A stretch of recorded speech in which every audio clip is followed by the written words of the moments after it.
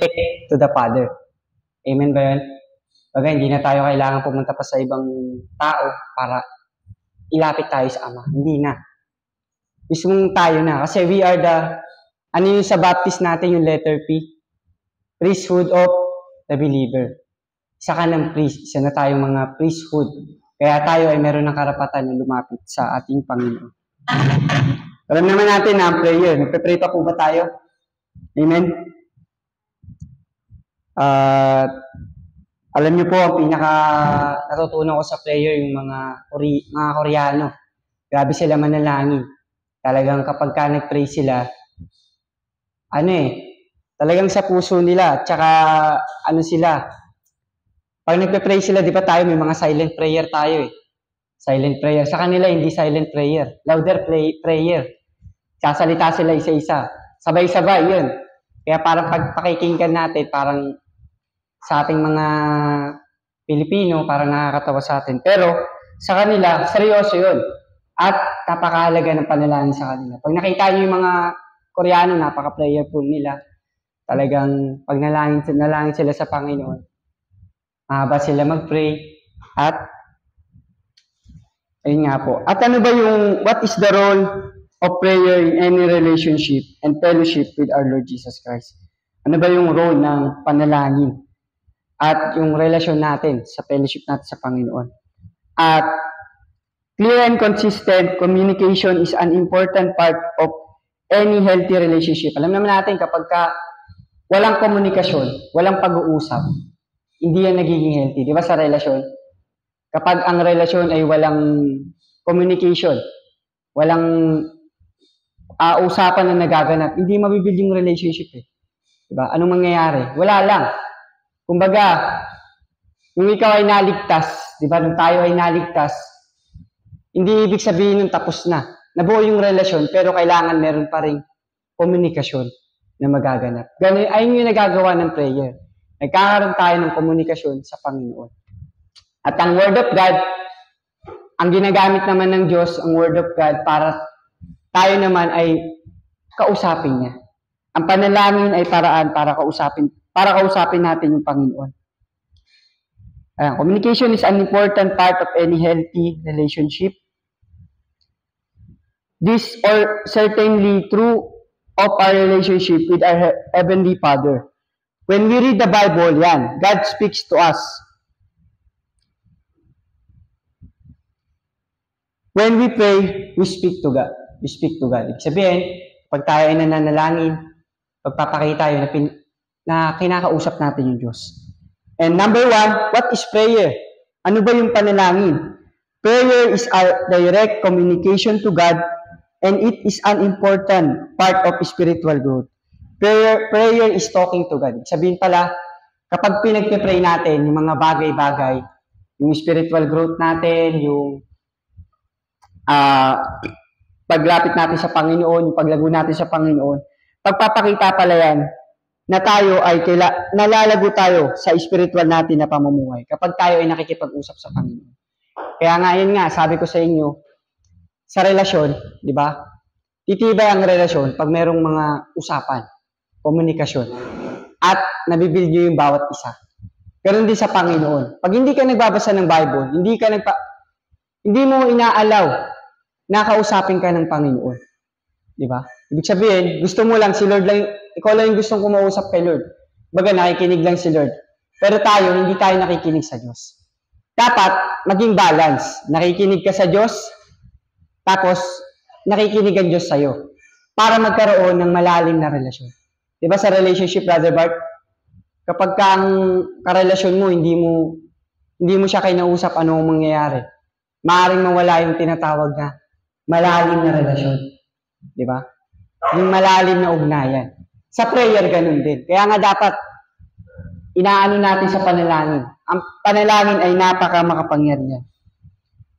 Ayan, prayer is our direct communication to God, and it's an important part of spiritual growth. Prayer is talking to God. And secondly, pangalawa, prayer is worship addressed to the Father in the name of Christ and of the power of the Holy Spirit. Sabi pa ni Dr. Pross. Ayan, ang worship pala ay ina-address mo yung ating Ama. Okay po? And yung pangalan po ng ating Panginoong Jesucristo. Diba? Lagi natin sinasama sa panalangin. Diba? Yung pattern, yung Matthew chapter 6. Our Father in Heaven. Diba? Hallowed be thy name. May kita pa natin doon. And number 3, prayer is an offering up of our desires to God for all things lawful and needful. Yan, yung mga pangangailangan natin. That needful with humble confidence that we shall obtain them through the meditation of our Lord and Jesus Christ. And number 4, ito naman po yung 4 different type of talking to God. Ano naman yung 4 na type?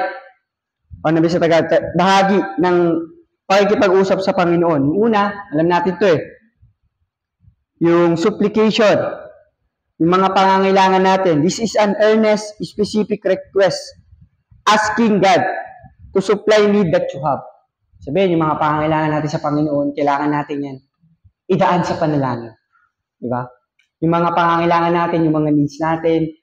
Kasi lagi nating titignan yung kabutihan ng Diyos. Titignan natin lagi kung sino yung Panginoon. Na siya yung magpo-provide ng mga pangangailangan natin. Amen? Sabihin, sa panalangin pala, pagpapakita ito ng merong supplication na mga pangangailangan natin. And letter B, prayer. This is simply you talking to God.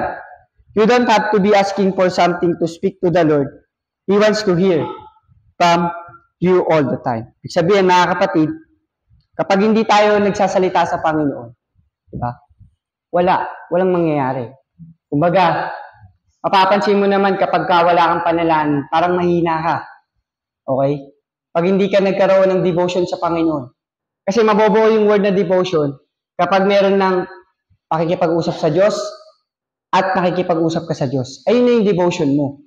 Baga, personally, private service natin, yung tinatawag natin na devotion. Okay?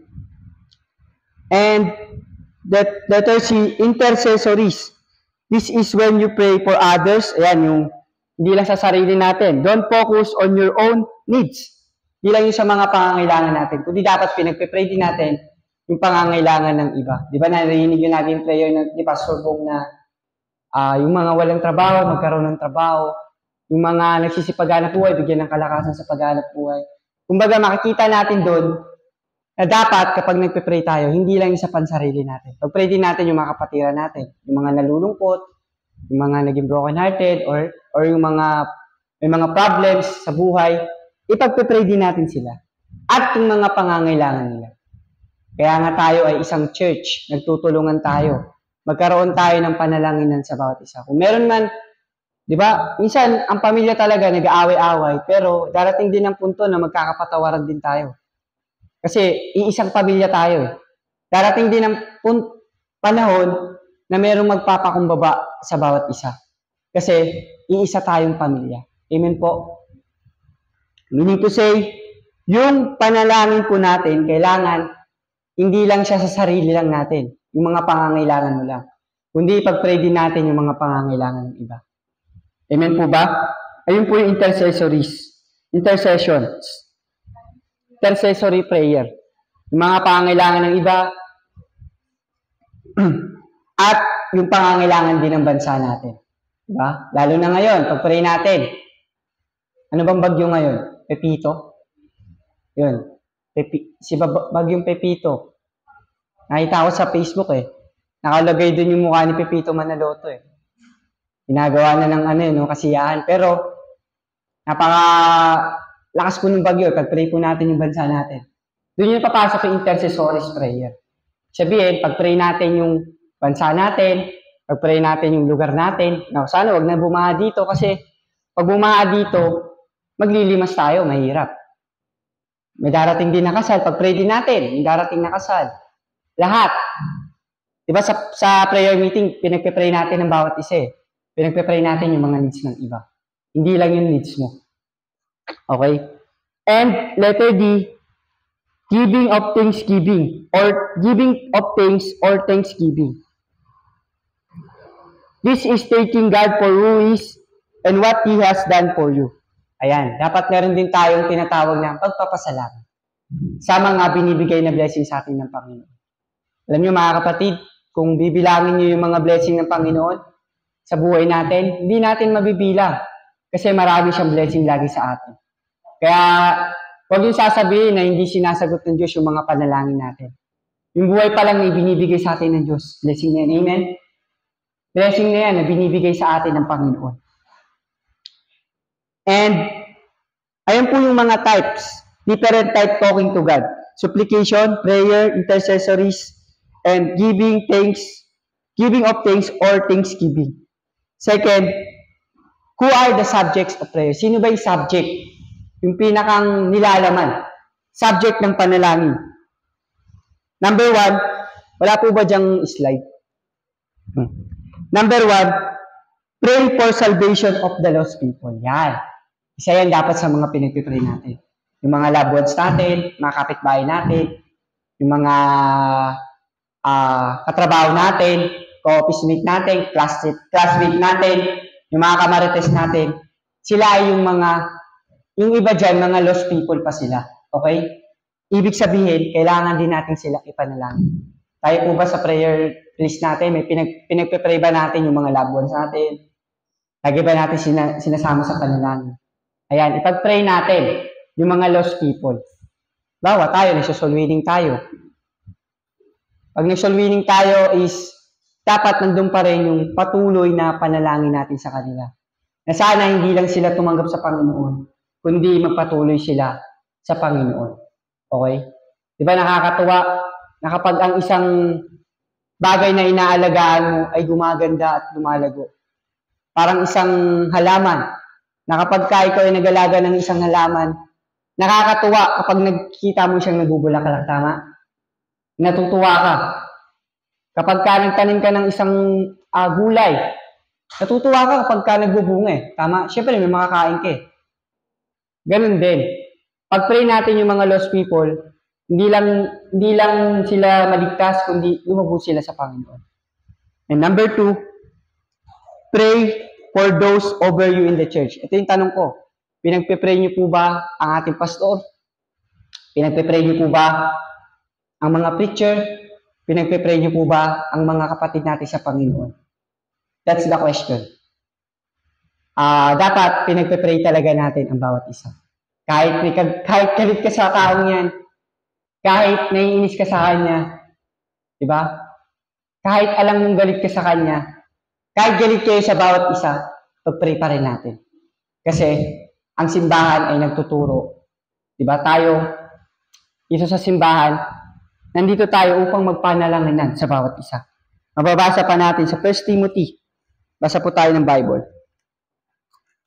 1 Timothy chapter 5 verse 17. Basahin po ni Brother Ricardo. Tignan natin. Timothy 5:17. Tama? Tama ba? 5:17. Let the elders that few will be counted worthy of double honor, especially they who labor in the word and doctrine. Iba yung verse, no?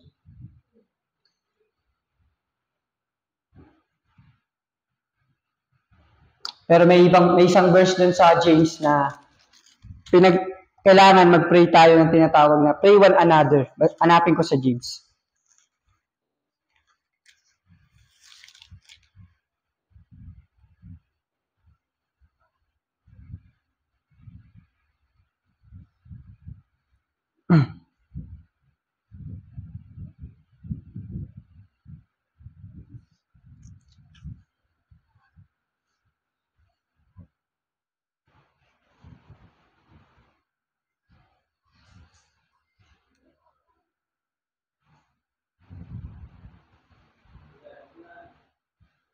Nakita mo water cards?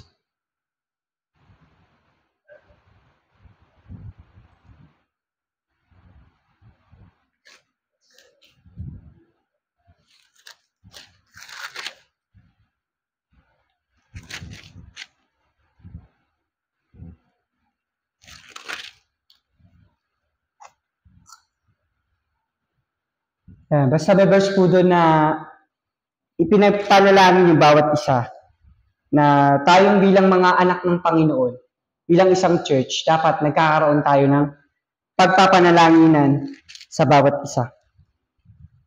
And third is pray for all men, for kings, for in all authority. Ibig sabihin, pag-pray natin yung wala naman tayong hari. Wala naman na tayong hari. Ang ano na natin is yung presidente natin. Pag-pray natin sila. Pag-pray natin presidente, mga senador, di ba? Kasi ngayon, lalo ngayon, kung nanonood tayo ng balita, di ba? Alam naman natin, yung mundo natin ngayon ay marami ng pumasok ng mga krimen. Like ng mga, dumami na naman ng mga drug addict, di ba? Dumami na naman yung mga nango-hold up, di ba? Kaya pag-pray natin talaga yung ating bansa, yung ating mga sumasakop din sa atin. Hindi natin dapat sila kalabanin. Na kumbaga, lagi nating naririnig yung mga pagka nagbabasa tayo ng mga comment section. Pag nakikita natin doon, asan na yung pangako na 10,000? Diba? Asan na yung 20 kilos na bigas? Diba?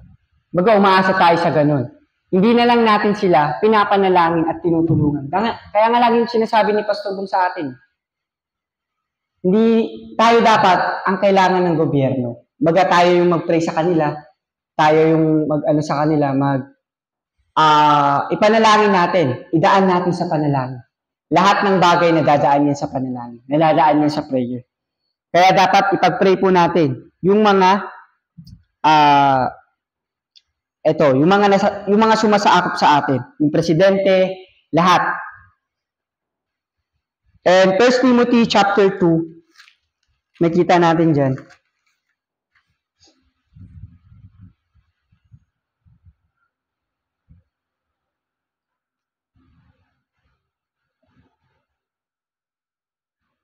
Ayan, sabi po dyan, ito, tagma na po yung verse. I exhort therefore that first all supplications, prayer, intercessions, and giving of thanks, sabi ni Paul, ni Timothy, be made for all men, for kings, ayan, babasahin ko sa Tagalog, unang-una nga sa lahat ng mga bagay, ay iniaaral ko na manaing, manalangin, mamagitan at magpasalamat na patungkol sa lahat ng mga tao. Ang mga hari at ang lahat na nangasa mataas na kalagayan upang tayo mga buhay na tahimik at payapa sa buong kabanalan at kahusayan. Sabihin, pagka nagkaroon pala tayo ng panalangin, pag pinanalangin pala natin yung mga otoridad, yung mga matataas sa atin. Okay? Meaning to say pala, ito yung maging prayer natin. Kailangan na magkaroon ng kapayapaan, magkaroon ng maayos na pamamalakad. Kaya hindi natin kailangan silang kalabanin. Pag-pray natin, like ngayon, na hanggang ngayon, usapan pa rin yung death penalty. Di ba? O ano bang ano nyo doon, stand nyo doon? Sa pagdating sa death penalty. Yung iba, against, yung iba, hindi. Di ba? Kasi, kumbaga, nung panahon talaga dati, panahon ni Bongbong Marcos, di ba? Pinapatay na talaga. Kaso nga kasi, ang iba naman nilang mga stand, yung, paano nga naman yung mga inosente? Di ba? Yung mga wala talagang kinalaman. Yun yung nahihirap eh. Kaso nga lang, natatalo talaga ang tao sa ganito. Pag meron kang ganito, talo ka. Ay, panalo ka pag may ganito ka. Pero pag wala kang ganito, pag wala kang datong, wala. Yari ka. Mamamatay ka talaga. Kaya yun. Ayun yung naging issue dati. Na kumbaga, pag wala kang pera, yari ka. Talo ka talaga. Ayun yung mahirap sa bansa natin. Kaya nga, need natin ipag-pray ang ating bansa. Sino ang kailangan? Tayo, ikaw, ako. Lahat tayo. Kailangan nating manalangin sa ating bansa, sa ating mga presidente, senador, ano man yan, councilor, mayor, mga tanod, di ba? Minsan nakakainis na sila eh. Diba? Pero hindi, kailangan natin ipanalangin. Na kahit minsan may inis ka sa daan, mga ganito, ganyan, di ba? Pero ipag-pray na lang natin sila na sana ay magkaroon ng kaayusan ang ating bansa. Amen? Tayo yung kailangan nila. Manalangin tayo sa kanila. And last, number 4, pray for every Christian to be made perfect in Christ Jesus. Ayan. Pag-pray din natin yung mga Kristiyano, yung mga kapatid natin sa Panginoon, na sila ay magkaroon ng tinatawag na Christ-likeness. Magkaroon sila ng kagaya sa Panginoon. At ganoon din tayo, syempre. Alam niyo, mahirap magturo. Syempre ako din, minsan din, nagkakamali din naman ako. Di lang minsan, lagi pala. Lagi tayo nagkakamali. Diba? Ayan, gising kayo. Ibig sabihin, bawat word na iintindihan nyo. O, di ba? Lagi tayong nagkakamali, may mga pagkakasala tayo. Lagi tayong may mga kasalanan na gagawa. Pero, bilang mga Kristiyano, ang hirap, di ba, magtuturo ka ng Christian living. Magtuturo ka ng holiness. Magtuturo ka ng pagkagaya sa Panginoon. Pero mismo yung sarili natin, hindi natin natuturuan. Di ba? Baga, magiging reflection sa atin. Lagi ko itong ini-illustration Parang isang parcel lang yan. Ay, parang isang product lang yan. May pinapresent kang product kasi hindi nila nakikita yung matibay na ebidensya. Di ba? Hindi sila maniniwala sa'yo. Kumbaga, tayo, makita din, pag-pray din natin yung mga Kristiyano na maging kagaya nila sa Panginoon. At syempre, tayo din, pakita din natin na maging prayerful din tayo. Nagpe-pray pa po ba tayo? Ayun. Dapat tayo ay mag-pray. Kahit na minsan pagod tayo. Hindi naman masamang mag-pray na nakaiga Pero, wag lagi. Mahalaga pa rin na kasi mamaya, pagka nag-pray ka ng nakaiga, 6:00 na ng umaga, nag-amen ka na. Di ba? Ang ibig sabihin ko mga kapatid, pahalagahan natin yung panalangin. At pag-pray din natin, yung mga Kristiyano na sila sana ay lumago. At ganun din ako. Sabay kayo sa paglago. Okay? And, number 5, pray for clothing, shelter, and flood. Yan na. Lalo ngayon, may bagyo, di ba? Pag-pray natin si Pepito na sana okay lang yung makulimlim, basta wag nang umulan, wag rin mahangin. Okay na yung ganyan Tingin nyo, okay na yung ganyan. Ganyang panahon, malamig Diba? Hindi siya Wag na sanang umulan. Siyempre, pag-pray din natin, lalo na yung mga natamaan ng bagyo, na signal number 5. Like sa mga Bicol, saan ba? Sang ano po yan? Sa mga probinsya, ng mga tinatamaan ng bagyo ngayon, lalo ngayon. Kanina, madaling araw, gising pa ako madaling araw biglang nag-text sa akin yung NDRMC ba yun? Nag-text siya bigla sa akin na, ito yung mga yung mga ng bagyo, napakalakas. Pag-pray po natin sila.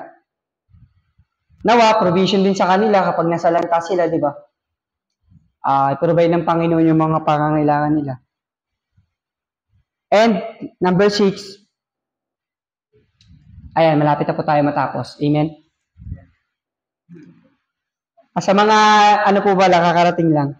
Alam niyo po ba yung pinag-uusapan namin? Pinag-uusapan namin, it's about prayer. Pag-usapan na po namin yung what is prayer. Ito nga, alam naman natin ito yung prayer. Komunikasyon mo sa Panginoon. Ina-address mo yung Diyos Ama, Diyos Anak. And, ito po yung ino-offer mo yung mga kagustuhan mo sa Panginoon. Yung mga nilalaman ng puso mo. At, may mga types ng pakikipag-usap sa Diyos. Yung supplication, intercessory prayer, and yung pagpapasalamat mo sa Panginoon. Meron pa yung confession. Ba? And, last, yung number 6, the una, pray for salvation of the lost people, pray for those over you in the church, pray for all men, pray for every Christian to be made perfect in Christ Jesus, and pray for clothing, shelter, and food, yung mga nasasalanta ng bagyo. And pray for the will of the Lord, daily bread, forgiveness, guidance, victory over temptation, and sin. Ulitin ko. Pray for the will of the Lord, yung kalooban ng Diyos, daily bread, forgiveness, guidance, ito na yung daily bread, yung kinakain natin, spiritual na pamumuhay, yung salita ng Diyos, and forgiveness, yung hingi tayo ng kapatawaran and guidance ng gabay sa Panginoon. Victory over temptation and sin. Ayan, yung panalangin, mga kapatid, napaka-importante niya sa buhay natin. Pag dumalis tayo, mag-pray tayo, lalahanin natin yung Diyos. Nagigilty ako, ako dito, tatamaan ako dito. Kasi minsan, nakakalimutan talaga natin mag-pray. Diba? Kahit nga sa pagkain, yung tipong pagsubo mo, nakalimutan ko mag-pray. Lord, ang sarap, salamat. Diba? Yung mga ganun natin Pero, alam niyo po mga kapatid, ito yung basic lang natin ng mga Christian life na pinagdadaanan, yung prayer. Pero, ito, basic na lang, di pa natin nabibigyan ng halaga. Minsan, yung mga maliliit na bagay, di nyo ba alam yung pinakamahalaga sa atin? Yung mga small thing. Minsan, ngayon yung hindi natin napapahalagaan. Pero, ito yung malaking tulong sa atin. Di ba yung mga small thing, akala natin maliit lang na bagay yan. Tignan mo yung pintuan. Ano yung nakakapag-ano doon? Di ba bisagra lang yung maliit lang siya? Ito, yung mga dyan, mga pako, maliliit lang yan Pero bakit? Pag nagtulong-tulong yung mga yan, lalakas yan. Kaya yung mga small things, mga kapatid, maliit na bagay, pahalagahan natin yan. Yung panalangin, pagbabasa ng Bible. Basic lang yan ng pagiging isang anak ng Diyos Pero minsan, di talaga natin siya napapahalagaan. Amen po ba tayo dyan? Natamaan tayo doon. At pangatlo, numeral number 3, how to pray. Paano ba tayo manalangin? Sige, tanong tayo. Na yung boses ko lagi nagsasalita Kayo naman. Si Brother Tirso, paano ka ba mag-pray? How to pray?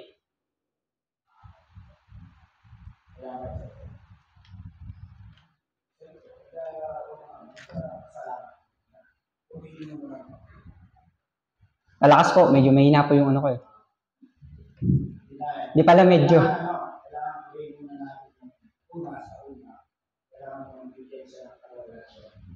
Yun. Amen. Tama. May dagdag. Sino may dagdag? Si Brother Ricardo, how to pray? Paano ka ba manalangin? Ano ba yung...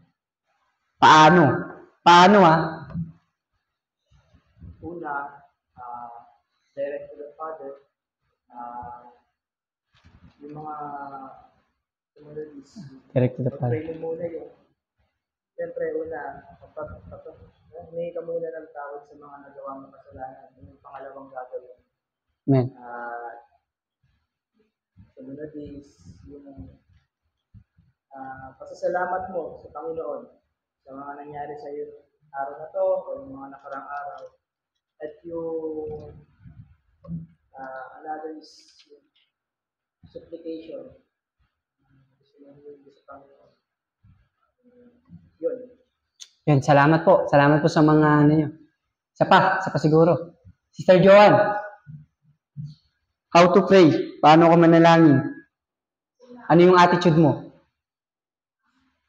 Attitude mo pag nagpe-pray?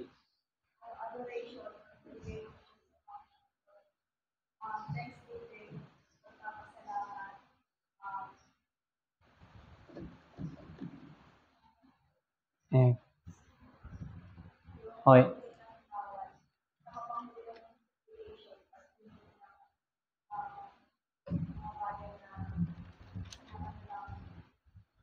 Amen. Ito po Sister Marilyn. Ano po yung attitude mo pagdating sa panalangin? Yung paano ka manalangin? Ano yung nagiging attitude natin?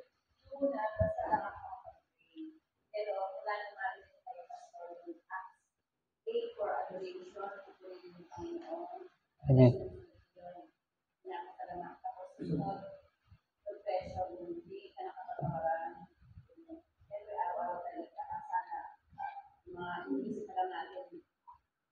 Tama.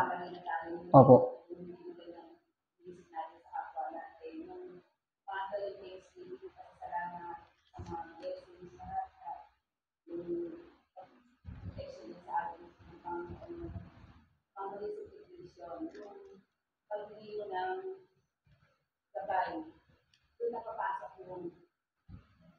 panalangin mo para sa ibang tao, kalakasan ng ibang tao, blessing, Oo. storm, lahat ng pictures, lahat ng kasama natin sa sila, pinapanalangin ko. Amen.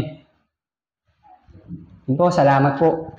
Maganda po yung mga sagot nyo. At isa puntos po natin, nakikita natin dito, dapat ito yung maging attitude natin. Yung we must pray with humility. Yan. Ibig sabihin, merong kababaang loob. Meaning to say, ayun nga, yung una, yung adoration, di ba? Pinapupurihan natin yung Panginoon. Ibig sabihin, binababa mo yung sarili mo. Na pinapakita mo sa sarili mo na, Lord, pinupuri ko yung pangalan mo, Lord, kailangan pala kita. Ibig sabihin, ibinababa natin yung sarili natin na wala kang kakayahan. Makakaya mo yung mga bagay-bagay sa tulong ng Diyos. Amen? Amen po. Verse 2 Chronicles chapter 7 verse 14.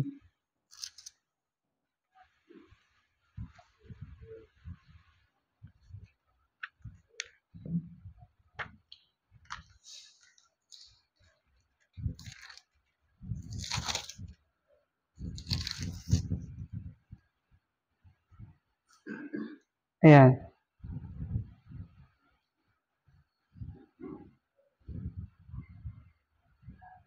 Sabi po dyan, if my people, which are called by my humble name, nung merong pagpakumbaba sa pagtawag ng pangalan ng Panginoon, shall humble themselves and pray and seek my face and turn from their wicked ways. Highlights po natin yan sa ating mga Bible. Kasi ito rin isa sa mga sikat na mga preaching kapag nadalaw kayo sa mga ibang church. Then I will hear from heaven and will forgive their sin and will heal their land.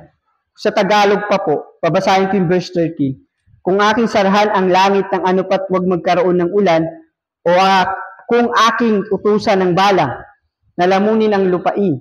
Diba? Pero yung Diyos, nag-uutos siya eh. Kasi ano siya eh, sovereign siya.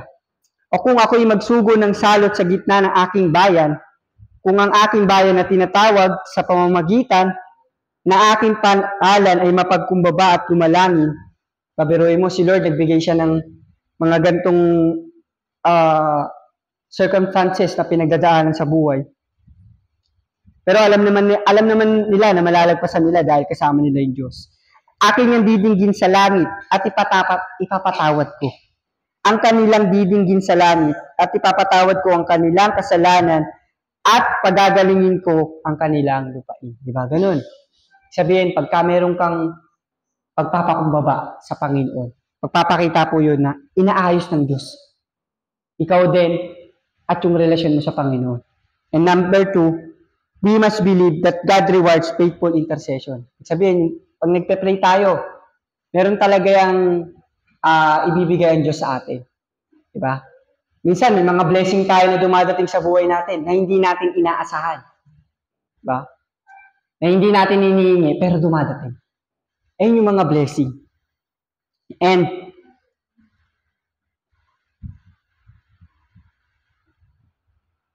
number 3, we must pray with faith na ating pananampalataya. Dapat, sa panalangin din po, magkaroon tayo ng malaking pananampalataya. Gaya ng mga apostol. Sila, wala silang mga pananampalataya. Kaya in-encourage sila ng Panginoon, ni Jesus, na magkaroon kayo ng malaking pananampalataya. Kasi, nung nagpe-pray tayo, at hindi tayo naniniwala sa prayer natin, wala yun. Diba? Dapat sa panalangin, merong pananampalataya, meron tayong paniniwala. Amen? Ibig sabihin, nag-pray ka, na alam mo na sasagutin niya ng Diyos. Naniniwala ka na, Lord, sasagutin mo yung panalangin ko, Lord. Alam ko na yung prayer namin, ng bawat isa, di ba? Yung prayer, pagka sama-sama yan. Ano yan? Malakas yan. Lumalakas yan kapag sama-sama. Kaya nga sabi ng kanta, di ba? Sama-sama, tulong-tulong. Sabi ng kanta sa may ano ba yun? Andimani. Sabi ng kanta doon, sama-sama, tulong-tulong, lahat magagawa. Di ba? Lahat ng mga klaseng-klaseng tools eh.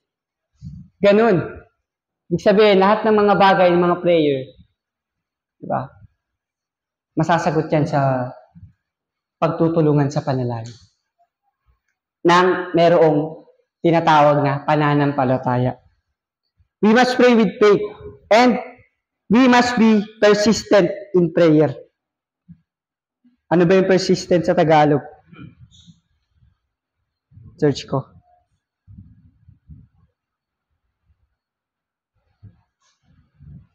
Ayun, yung pagtsatsaga, pagpupursige. Ibig sabihin, meron dapat tayong pagpupursige sa panalangin. Ibig sabihin, kahit saan ka magpunta, kahit sa jeep ka pa, kahit saan ka nagpupursige ka na manalangin sa Panginoon. Kumbaga, binibigyan mo ng halaga. Di ba sa trabaho, kaya ka kumakayod kasi gusto mong kumita ng pera.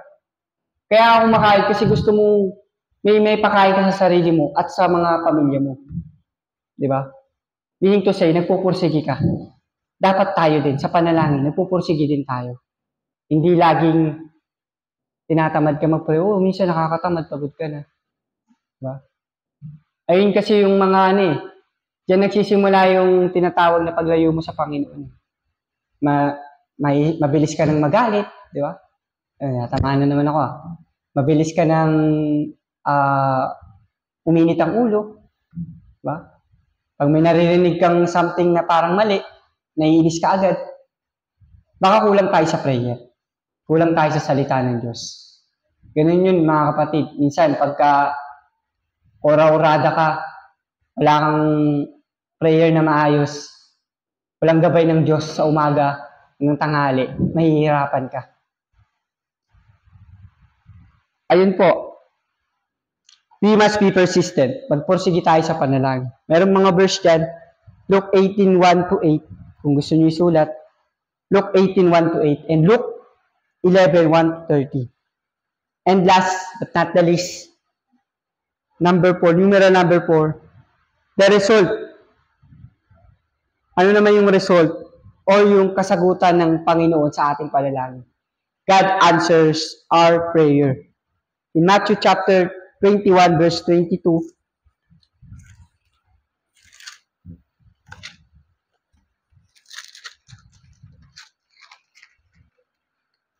isipan po ba tayo, mga kapatid? Amen. Masarap matulog, no? Lamig eh. Matthew 21 verse 22. Ayan, sabi po dyan, and all things whatsoever ye shall ask in prayer, believing, maniwala tayo. Maniwala ka. Ye shall receive, na matatanggap natin yan. Sabihin, kapag pala tayo ay nanalangin sa Panginoon, di ba? Magkaroon ka ng paniniwala. Magtiwala ka. Maniwala ka na sasagutin yan ng Panginoon. And meron pa pong verse, Mark 11 verse 24. Sana po tama yung verse. Mark 11 verse 24.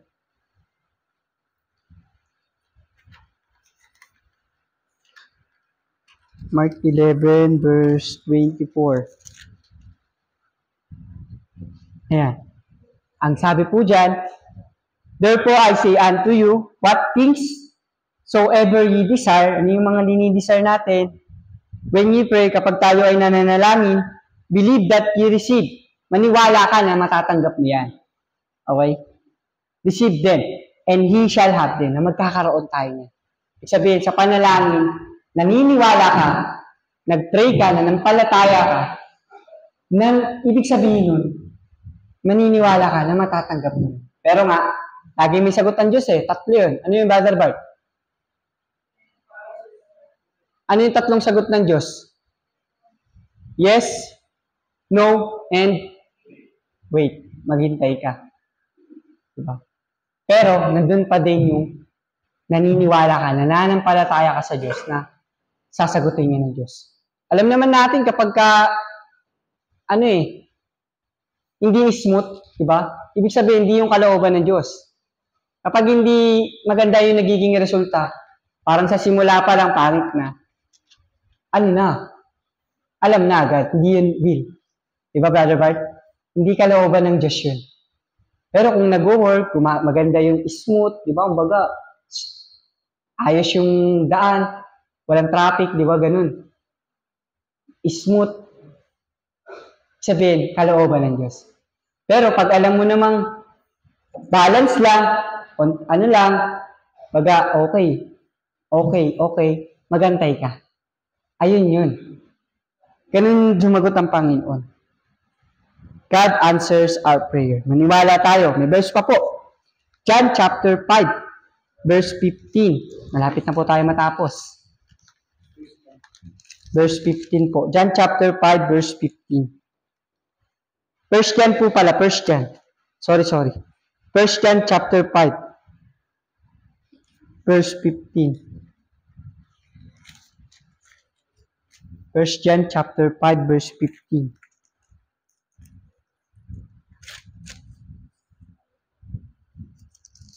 Wait na. Ayan.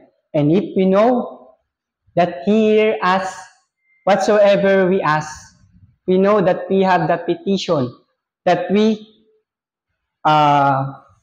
desire of Him. Kung sa Tagalog pa po, ano po, sabi po dyan, at kung ating nalalaman na tayo'y dinidinig niya sa anumang ating hingin, ay nalalaman natin na sa atin ang mga kahilingan sa Kanya'y ating hinihingi. Ibig sabihin, yung mga hinihingi natin sa Panginoon, nakikinig ang Diyos sa atin. Pinapakinggan niya tayo. Yung mga bagay na hinihingi natin sa Panginoon, pakikinggan niya po yan. Amen? Kaya nga, ang Diyos, hindi siya natutulog. Diba? May kanta, natutulog ba ang Diyos?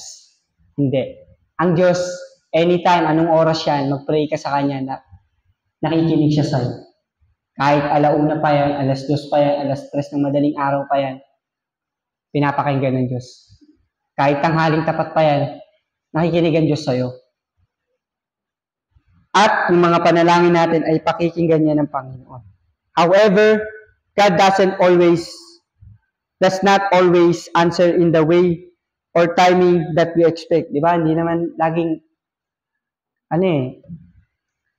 laging sasagutin ng Panginoon. Minsan, may pinapa-experience din siya sa atin. May pinapa-realize din siya sa atin ng mga bagay-bagay. Sometimes, God's answer is no. Yan nga po, yes or wait. According to His timetable, not ours. Yung mga bagay na pinapanalangin natin sa Panginoon, may sagot lagi ang Diyos, yes or no or wait. Kaya mga kapatid, ang prayer, ang panalangin, basic lang siya. Ang Bible, basic lang siya. Ang pag-share ng salvation, madali lang. Sa social media, kaya mo na siyang share, tama? Through verse at maraming ng mga lesson sa social media na pwede natin gamitin sa mga tao. May mga video na din na pwede natin i-share yung salita ng Diyos kahit hindi ka nag-share. Pero, meron kang bahagi. Kaya mga kapatid, ang panalangin po ay pahalagaan natin. Pag-pray natin, lalo na po yung bansa natin ngayon na merong bagyo at yung mga ibang bansa din, pag-pray din natin sila na sana ay maging maayos at magkaroon ng kapayapaan. At ganoon din sa bawat isa, mga kapatiran natin, tayo pag-pray natin ng bawat isa na magkaroon ng kapahumabaan at magkaroon ng kapatawaran, magkaroon ng peace sa bawat isa. Kasi isa yan sa mga bagay na magpapalago sa ating pananampalataya sa Panginoon. At kung may mga kasalanan man tayo, kung may kasalanan man ako sa inyo, hiningi ko ng tawad yun sa inyo. Patawad. Kung may mga pagkakamali man tayo sa bawat isa, humingi tayo ng tawad. Di naman masamang manghingi ng tawad. Pero, di rin natin maiwasan na darating din ang araw na nag-aaway-aaway pa rin. Pero kailangan tayo ay magkaroon ng pag-uunawaan sa bawat isa. Dahil tayo ay isang pamilya na sa Panginoon. At, lagi nating alalahanin na dapat tayo po ay manalangin sa bawat isa. Tayo po ay tumingin lahat, tayo po ay manalangin. Sama na rin po natin ang ating Sunday School offering. Let's pray. Ama namin Diyos na sa langit, salamat po Panginoon sa umagang ito sa natutunan po namin patungkol sa iyong salita.